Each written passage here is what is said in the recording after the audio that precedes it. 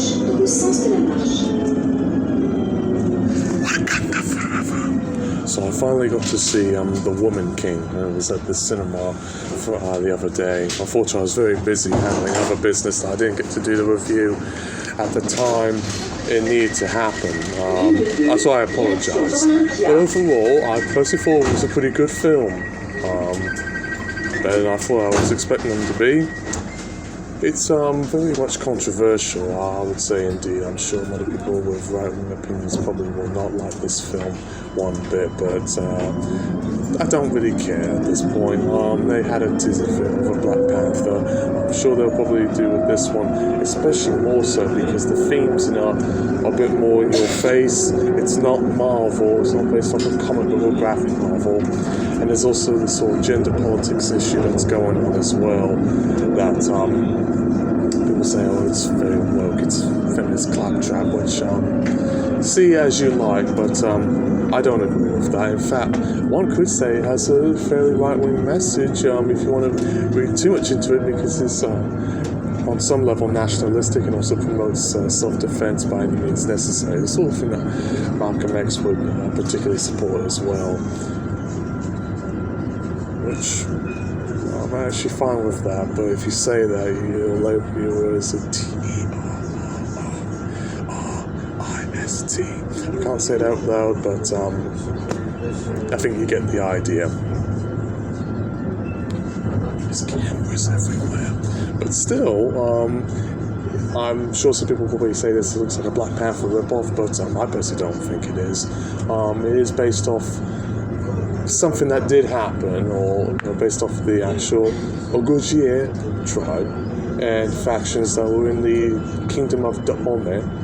There was creative license taken on. That was a large part of the controversy behind it was more sort of what was actually being told and what was being said, rather than the sort of politics behind the film. I'm sure most people can understand the politics behind the film, like they did with, let's say, 12 Years a Slave or Amistad.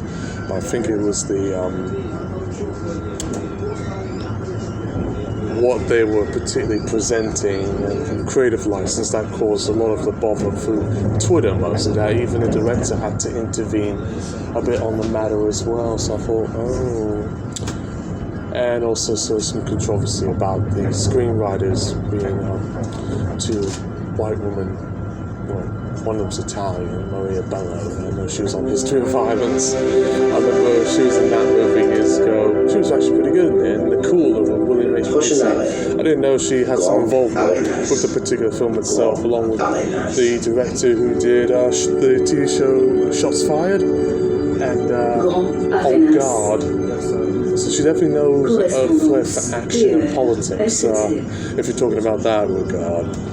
It's much better than Old Guard, but it's in a different sort of camp than Shots Fired. This is more along the lines of, let's say, like Posse by Mario Van Peebles, or what was that film that they did? Yeah, it's got more along the lines like a Mario Van Peebles movie that came back from like the 90s. Oh, sorry. Have to move for passenger. But yeah, if you want to give it a try, I saw it in France, which very unique, but I saw the English dub instead, which I'm sure, but it just wouldn't feel right if I saw it in a dubbed version, considering it was made with the US team, but predominantly filmed in South Africa, with cooperation from the Benin, government of Benin, a former French colony, weirdly enough. So I guess there is some sort of weird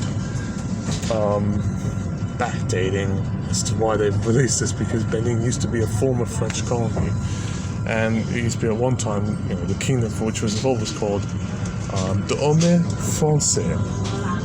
So how about that? Well, I think I've said my piece. This is Skinny Media signing off. Until next time, keep on watching, and hopefully more on the pen won't deport me. I hope not, but